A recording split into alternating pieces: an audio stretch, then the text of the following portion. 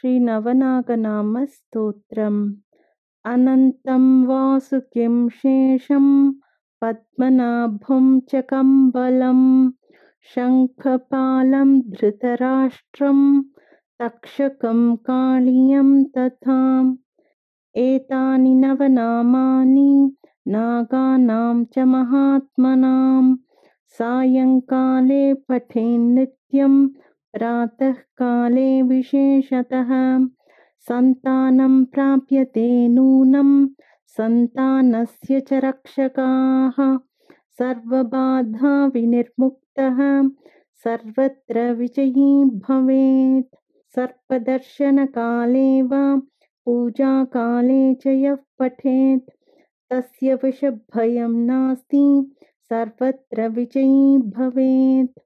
ॐ नागराजाय नमः। प्रार्थयामि नमस्करोमि। इति नवनागनामस्तोत्रं सम्पूर्णम्।